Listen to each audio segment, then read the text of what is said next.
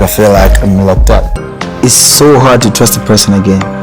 I'm gonna be having a lot of not second, third, fourth, fifth thoughts. I don't wanna call it a date, but the agenda today is to get to know her better. So I want to manipulate you first so that you can feel like you have a real man.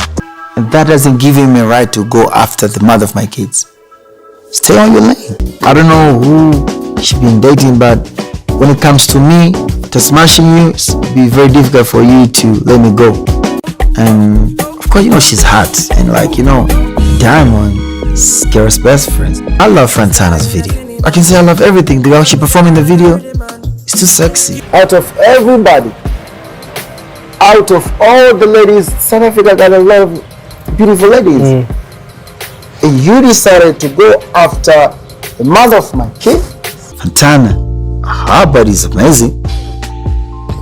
The body complement the dress. I don't know if the dress complement the body, your body, but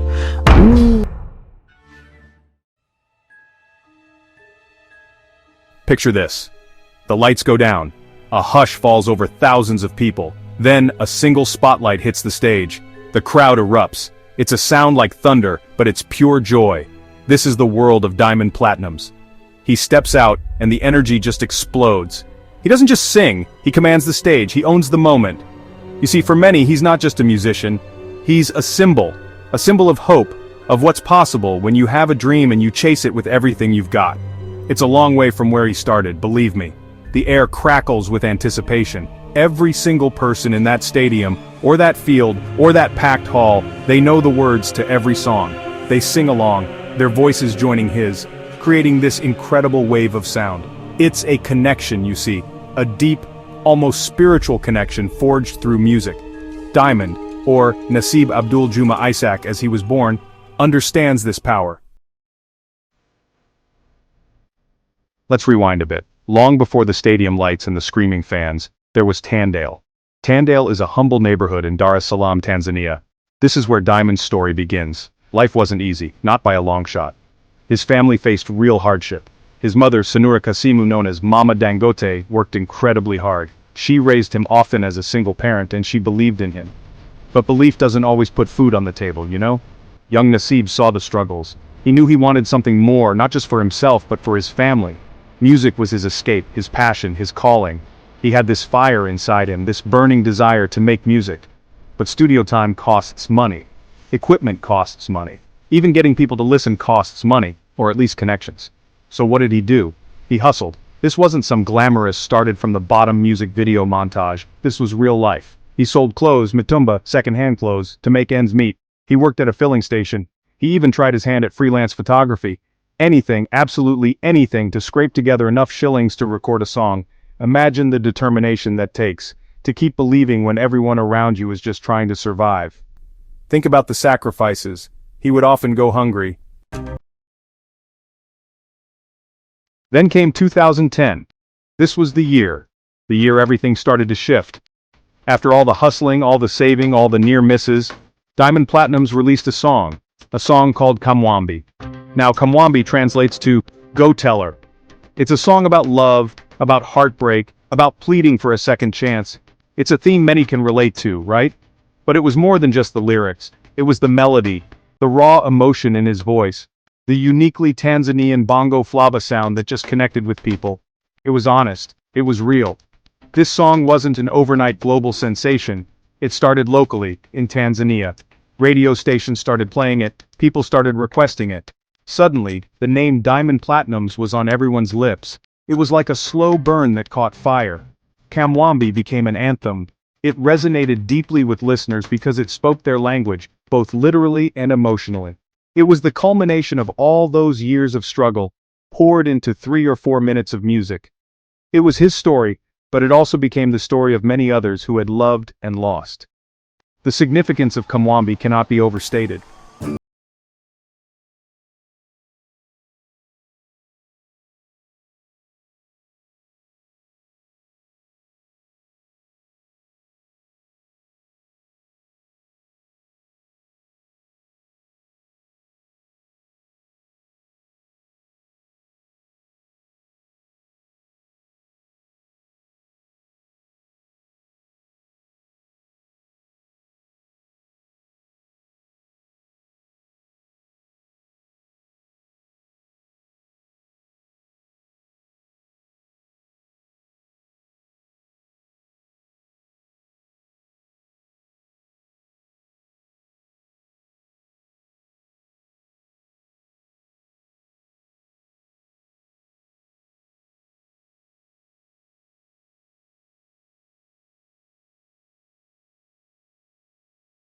his energy. Section 5, Duets across borders, handshakes and harmonies. Diamond Platnumz's rise to fame was fueled by collaborations. He understood the power of strategic partnerships. His #1 remix with Davido bridged East and West Africa. It was a Pan-African anthem. Collaborations with Neo and Alicia Keys showcased his global ambitions. Each partnership enriched his music and expanded his reach. His journey speaks volumes about his impact. Section 6, WCB Wasafi, Building an Empire, Lifting Others. As Diamond Platnumz's star rose, he envisioned a platform for other talented Tanzanian and East African artists. And so, WCB Wasafi was born. It's not just a record label, it's a full-fledged entertainment company, a powerhouse in the East African music scene. Diamond poured his resources, knowledge, and passion into building this empire. He mentored artists like Harmonize, Rayvanny, Mbasso, Lava Lava, Zuchu, and Queen Darlene. Under his guidance, they achieved massive success.